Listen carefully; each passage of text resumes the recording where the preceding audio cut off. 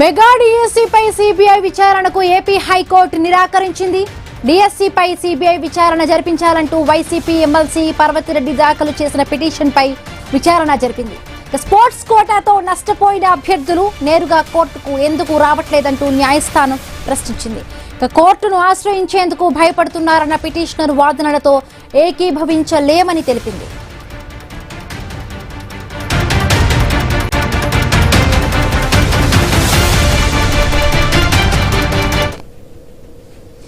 Mega డిఎస్సీపై CBI విచారణకు AP high court నిరాకరించింది. డిఎస్సీపై CBI విచారణ జరిపించాలంటూ వైసీపీ ఎమ్మెల్సీ పర్వతిరెడ్డి దాఖలు చేసిన పిటిషన్పై విచారణ జరిపింది. స్పోర్ట్స్ కోటాతో నష్టపోయిన అభ్యర్థులు నేరుగా కోర్టుకు ఎందుకు రావట్లేదంటూ కూడా న్యాయస్థానం ప్రశ్నించింది.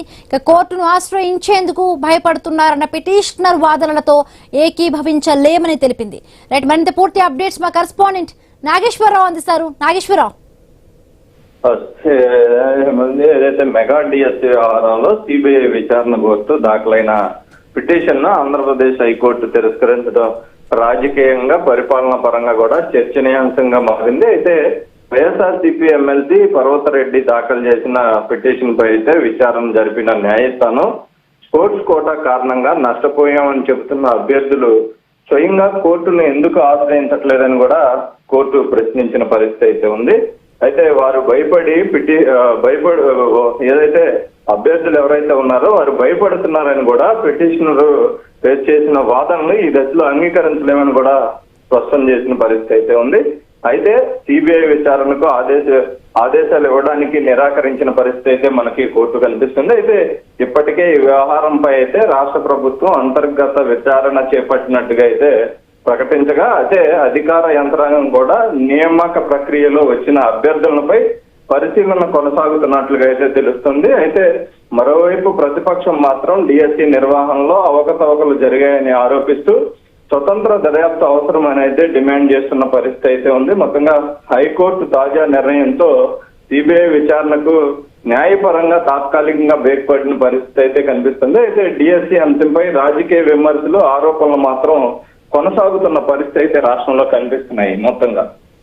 ఎస్, అంటే నాగేశ్వరరావు, ఇప్పటి వరకు కూడా స్పోర్ట్స్ కోటాకి సంబంధించి చాలా వరకు కూడా అవకతవకలు జరిగాయి.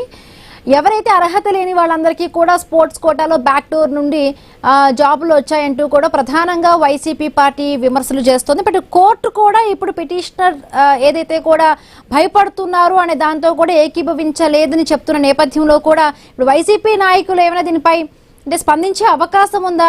ఒకవైపు కోర్టే మేము దానికి పిటిషనర్ తరపు వాదనతో మేము ఏకీభవించమంటూ కూడా చెబుతోంది.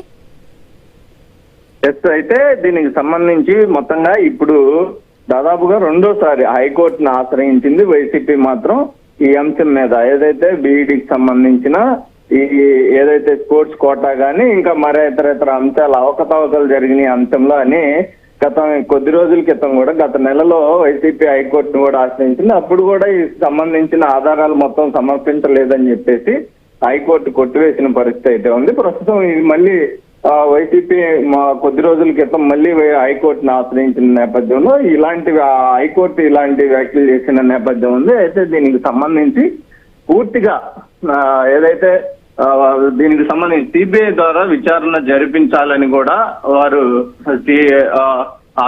ఆదేశాలు ఇవ్వాలని వైసీపీ కోరుతున్న నేపథ్యం ఉంది. అయితే దీన్ని ఏకీభవించలేమంటూ కూడా కోర్టు చెప్తున్న నేపథ్యంలో దీనికి సంబంధించి వైసీపీ పార్టీ కూడా కీలకంగా దీని మీద సమావేశం అయ్యే అవకాశాలు ఉన్నట్లుగా కూడా మనకు తెలుస్తుంది. దీని మీద ఏదైతే డిఎస్సీకి సంబంధించిన దీంట్లో పూర్తిగా అవకతవకలు జరిగినాయి. ఏదైతే స్పోర్ట్స్ కోటానే కాదు ఇంకా ఇతర అంశాలకు సంబంధించి కూడా పూర్తిగా అవకతవకలు జరిగినాయి. ఒక డిఎస్సీ కోచింగ్ సెంటర్ వ్యక్తికి దీన్ని మొత్తంగా డిఎస్సీ ఎగ్జామ్ ప్రిపేర్ పేపర్ కి సంబంధించిన అంశం కూడా మొత్తం వాళ్ళకి రావటం, వాళ్ళ దగ్గరకి డిఎస్సీ కోచింగ్ కు వచ్చిన వారికి ఎక్కువ మార్కులు వచ్చిన నేపథ్యం ఉంది, ఎక్కువ వారికి జాబులు వచ్చిన నేపథ్యం ఉంది. ఇవన్నీ కళ్ళగలిపి కూడా మొత్తంగా వైసీపీ పార్టీ ఒక నిర్ణయానికి వచ్చి దీన్ని సుప్రీంకోర్టుకు కూడా వెళ్లే అవకాశాలు ఉన్నట్లుగా అయితే మనకు తెలుస్తుంది.